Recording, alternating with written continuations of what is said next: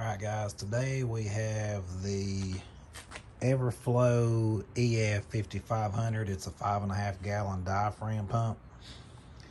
I used to have to butt splice stuff when I had a regular job. The job I did required me to do that a lot.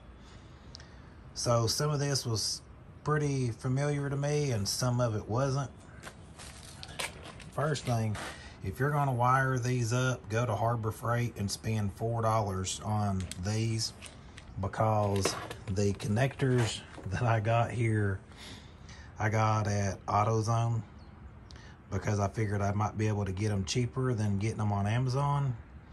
And I think I paid for both battery terminals was more than what I paid for all of these right here from Harbor Freight.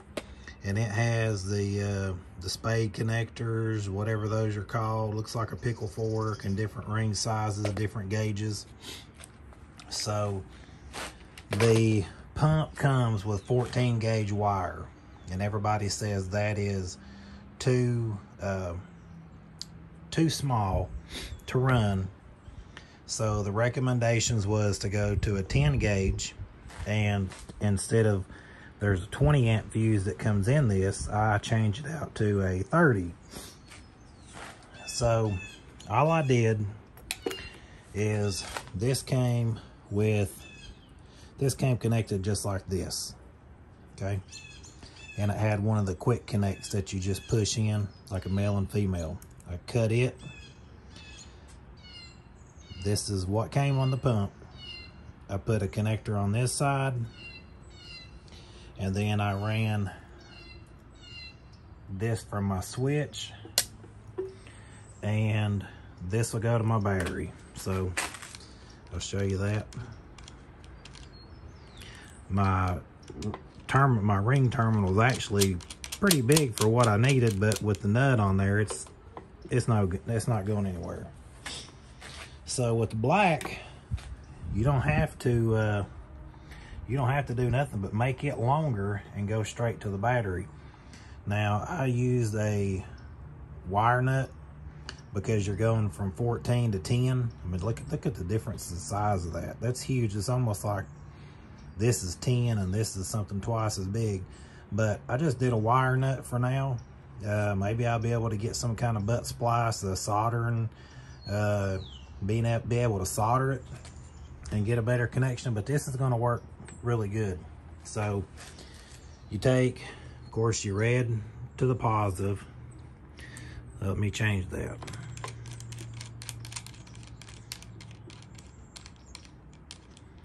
You see this in real time. I didn't do this on camera because I honestly didn't know how it was going to turn out. Like I said, I've wired stuff before, but I've never I don't know, I really way overthought this. I watched a ton of videos on it, on different ways, and it's like the camera would be so moving around and so much talking, and to me so much extra stuff going on that it almost confused me more than anything. So the pump comes with this wire and this one, and they're connected with a male-female quick connect that you just plug in. But those plug-ins that you can buy are too small to run this. From what I heard, they said it'll burn the pump up or it'll burn the switch up, whatever. So I bought off Amazon, I think it was 10 20-foot red and black of each. So I have 10 gauge wire spliced into the 14. My switch is just a switch I picked up at AutoZone. And so I put that on there, put my nut on. Oh.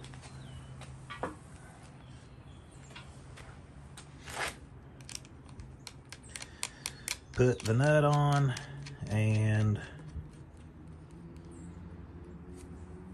here's my switch. There's my pump running.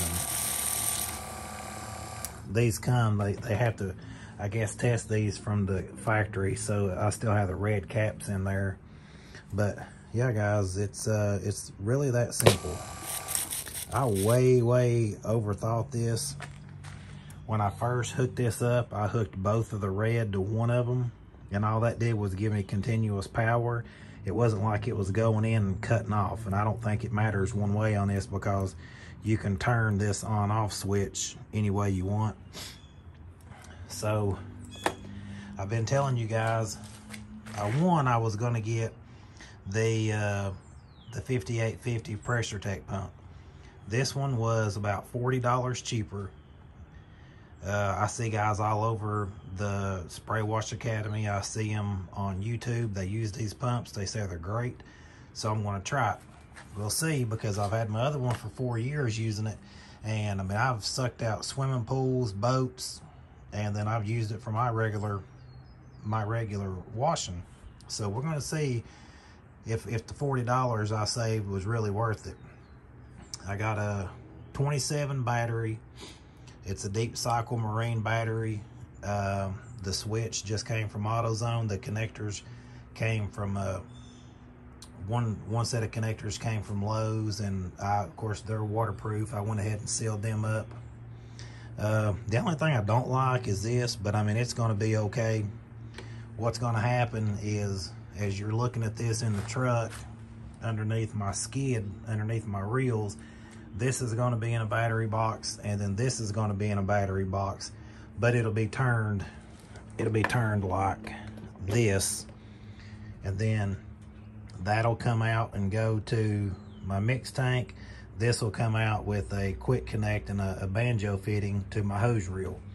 And instead of having to haul my heavy generator around, make sure I have gas in it, and you know, hope that it starts, or you know, whatever I have with that, all I'm going to have the issue with is, you know, charging the battery the night before. So all I have to do is when I pull up to a job, well, is it going to come off? Pull up, I got them tangled up. Pull up to a job, flip the switch, and I'm working. Don't have to start nothing up, don't have to be loud. I mean, I know we run a pressure washer, but if I don't have to hear a loud noise, I'm not going to. But just wanted to show you guys that. It's the EF5550. Let me just go ahead and take a picture of that. My battery is an Everstart 27 DC. This switch is just I think a 35 amp switch. Like I said, none of this stuff is really, this right here came from Harbor Freight. I got all that for like $5, to where just these connectors here at Lowe's were 35. But this is very simple. And then I'll show you this. I'll take the cap off if I can get it off.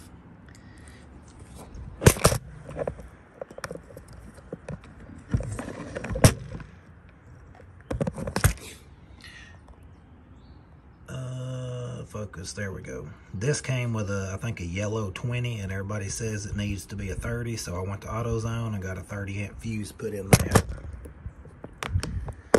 So that'll be watertight. This will be in its own box.